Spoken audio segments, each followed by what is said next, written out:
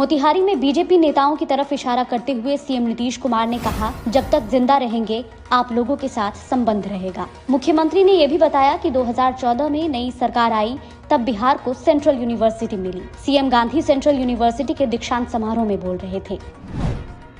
गया Patna MEMU train में बम की सूचना मिलने के बाद प्रशासन में हड़कंप मच गया। डॉग स्क्वाड और बम निरोधक दस्ता मौके पर पहुंच गया। पूरी ट्रेन की तलाशी ली गई। किसी तरह का कोई विस्फोटक नहीं मिला। किसी ने पटना एसएसपी के नाम से जहानाबाद रेल थानाध्यक्ष को फोन करके ये सूचना दी थी। मुजफ्फरपुर से अगवा छात्र को पुलिस ने सीतामढ़ी के अथरी गांव से बरामद किया है। उसका अपहरण आईटीबीपी के एक जवान ने होम लोन की रकम चुकाने के लिए किया था। श्लोक के परिजनों ने आरोपी से 50 लाख रुपए की फिरौती मांगी थी। पुलिस ने एक आरोपी को गिरफ्तार कर लिया है। मुख्य आरोपी अभी भी फरार है। महागठबंधन सरकार ने लोकसभा चुनाव से पहले नेताओं कार्यकर्ताओं को सेट कर दिया है। 37 जिलों में 20 सूत्रीय जिला स्तरीय कार्यक्रम क्रियान्वयन समिति का गठन किया गया है। कमेटी में 20 से 25 सदस्य हैं। सभी को भत्ते समेत अन्य सुविधाएं मिलेंगी। पूर्णिया में एक नाबालिग लड़की की उसके बॉयफ्रेंड ने हत्या कर दी। पहले रेप करने की कोशिश की। जब वो इसमें सफल नहीं हुआ तो कोल्ड ड्रिंक में जहर मिलाकर पिला दिया। यह आरोप लड़की के परिजनों ने लगाया है। दोनों में पिछले 6 महीने से अफेयर था। इलाज के दौरान गुरुवार को उसकी मौत हो गई।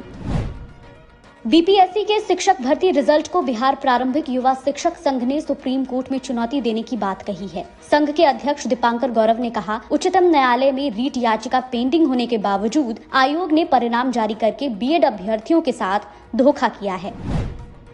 डिप्टी सीएम तेजस्वी यादव जहां एक तरफ बिहार के चौथे कृषि रोड मैप के फायदे गिना रहे हैं, तो वहीं दूसरी तरफ आरजेडी के ही विधायक सुधाकर सिंह ने इसके खिलाफ मोर्चा खोल दिया है। सुधाकर का कहना है कि कृषि रोड मैप से बिहार का किसान पिछड़ गया है।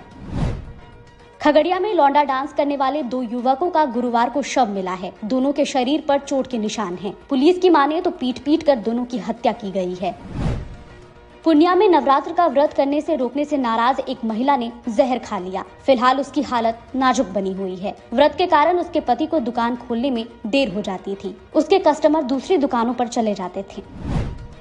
बिहार का इकलौता टाइगर रिजर्व शुक्रवार से पर्यटकों के लिए खुल जाएगा। ऑनलाइन बुकिंग शुरू कर दी गई है। पर्यटक अपने साधन से भी यहां पहुंच सकते हैं। जंगल सफारी, बोटिंग कर सकते हैं और प्रकृति की खूबसूरती का आनंद ले सकते हैं। राजधानी पटना समेत पूरे प्रदेश का मौसम आमतौर पर शुष्क बना हुआ है। मौसम विभाग से प्राप्त जानकारी के अनुसार कई भागों में उच्चतम और न्यूनतम तापमान के बीच बड़ा अंतर दर्ज किया जा रहा है। विभाग से मिली जानकारी के अनुसार सीतामढ़ी के पुपरी में अधिकतम और न्यूनतम तापमान के बीच करीब 17 डिग्री सेल्सियस का अंतर दर्ज किया गया है। मौसम विज्ञान केंद्र पटना के वैज्ञानिक राकेश कुमार ने बताया कि अगले 5 दिनों तक मौसम में कोई विशेष परिवर्तन नहीं होगा।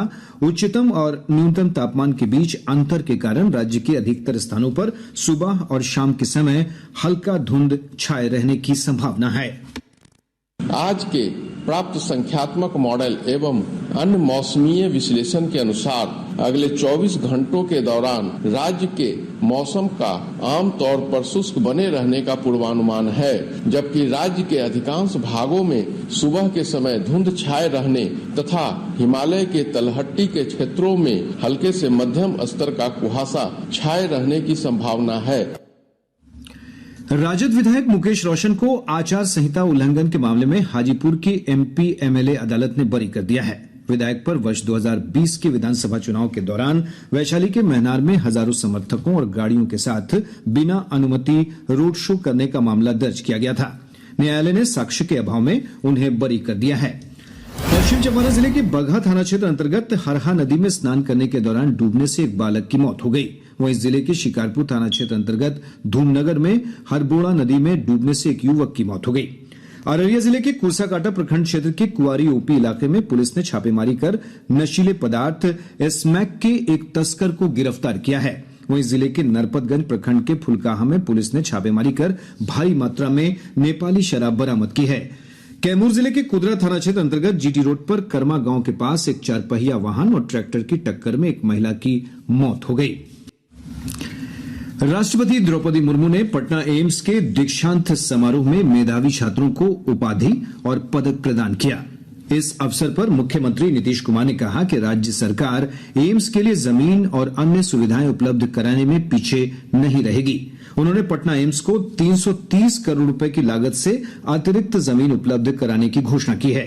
श्री कुमार ने कहा कि तीमारदारों की सुविधा के लिए 248 बेड का धर्मशाला बनाया जाएगा। समारोह में राज्यपाल राजेंद्र विश्वनाथ आर्लेकर, केंद्रीय स्वास्थ्य राज्य मंत्री भारती प्रवीण पवार समेत एम्स के अधिकारी और अन्य गणमान्य लोग मौजूद हैं। अपनी यात्रा के अंतिम चरण में राष्ट्रपति कल गया में दक्षिण बिहार केंद्रीय विश्वविद्यालय के तीसरे दीक्षांत समारोह में शामिल होंगी। राष्ट्रपति बोधगया स्थित बोधि मंदिर भी जाएंगी। निर्वाचन आयोग ने उम्मीदवारों के आपराधिक रिकॉर्ड की स्थिति की जानकारी देने के लिए अपने उम्मीदवार को जाने केवाईसी नामक मोबाइल एप्लीकेशन जारी किया है। इसमें उम्मीदवारों द्वारा प्रकाशित सूचनाएं होंगी। यह एप्लीकेशन नागरिकों को आपराधिक पृष्ठभूमि वाले उम्मीदवारों या बिना आपराधिक पृष्ठभूमि वाले उम्मीदवारों को जानने की सुविधा देगा। Mobile application KYC ECI Android और iOS दोनों प्रणालियों पर उपलब्ध होगा। ICT एप्स सेक्शन में आयोग की वेबसाइट पर ऐप लिंक डाउनलोड करने की सुविधा उपलब्ध है। मुख्यमंत्री नीतीश कुमार ने मोतिहारी में दीक्षांत समारोह को संबोधित करते हुए कहा कि उनकी मित्रता सभी से बनी हुई है और कभी खत्म नहीं होगी। नीतीश कुमार के इस बयान को उनके भाजपा के साथ फिर से दोस्ती के संकेत के तौर पर देखा जा रहा है। मुख्यमंत्री के बयान को लेकर अब सियासी बयानबाजी का दौर शुरू हो गया है। भाजपा के प्रदेश अध्यक्ष सम्राट चौधरी ने पटना में पत्रकारों से बातचीत में कहा कि मुख्यमंत्री केंद्र के योगदानों को याद कर पश्चाताप कर रहे हैं। यह अच्छी बात है, लेकिन पार्टी ने उनके बारे में पहले ही स्पष्ट निर्णय ले लिया है कि अब उनके लिए भाजपा के दरवाजे बंद हो चुके हैं। केंद्रीय मंत्री गिरिराज सिंह ने महागठबंधन सरकार पर अपराधियों के संरक्षण और तुष्टीकरण का गंभीर आरोप लगाया है। श्री सिंह बेगूसराय के बलिया में पिछले दिनों अपहृत युवती के परिजनों से मुलाकात के बाद पत्रकारों से बातचीत कर रहे थे। उन्होंने कहा कि राज्य में अपराधियों के हौसले बुलंद हैं और सरकार मूक दर्शक बनी हुई है। राष्ट्रपति मुर्मू ने बिहार के भूगोल और फसल की बहुरूपता के मामले में विविधता का भी उल्लेख किया। उन्होंने कहा कि क्षेत्रीय भिन्नता और विशिष्टता को युवाओं के रोजगार और स्वरोजगार के लिए इस्तेमाल किया जा सकता है। राष्ट्रपति ने कहा कि क्षेत्रीय विविधता लोगों को विकास के मार्ग पर ले जाएगी। इस अवसर पर 1085 विद्यार्थियों को डिग्री और पदक दिए गए। 10 प्रतिभाशाली विद्यार्थियों और शोधकर्ताओं को स्वर्ण पदक प्रदान किया गया। भारतीय विद्यार्थियों के अतिरिक्त नेपाल, बांग्लादेश और बुरुंडी के छात्रों को भी डिग्रियां प्रदान की गई। राष्ट्रपति ने विख्यात अभिनेता और निर्देशक डॉक्टर चंद्र प्रकाश द्विवेदी को मानद डॉक्टरेट उपाधि से अलंकृत किया। पूर्व सांसद और उद्योगपति RK सिन्हा को भी मानद उपाधि से सम्मानित किया गया। दीक्षांत समारोह को संबोधित करते हुए मुख्यमंत्री नीतीश कुमार ने घोषणा किया कि महात्मा गांधी विश्वविद्यालय के लिए जल्द ही अतिरिक्त जमीन मुहैया कराई जाएगी। उन्होंने कहा कि भूमि अधिग्रहण की प्रक्रिया पूरी कर ली गई है और शीघ्र ही विश्वविद्यालय प्रशासन को जमीन उपलब्ध करा दी जाएगी। हम लोग तो दे दिए हैं 130-35 एकड़ जमीन दे दिए, लेकिन आपको 300 एकड़ चाहिए। तो हमने तय कर दिया है कि राज्य सरकार की तरफ से उतना हम दे देंगे और हम यहाँ के अधिकारियों को हमने कह दिया तत्काल कर दीजिए और 1 महीना के अंदर ये कर दीजिए और हम आग्रह करेंगे कि आप उसका भाई शुरू करा दीजिए बिल्डिंग का।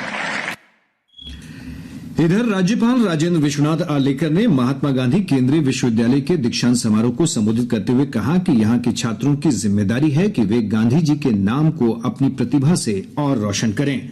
राज्यपाल ने मुख्यमंत्री नीतीश कुमार की 3 दिनों के भीतर विश्वविद्यालय के लिए जमीन उपलब्ध कराने की घोषणा का स्वागत भी किया।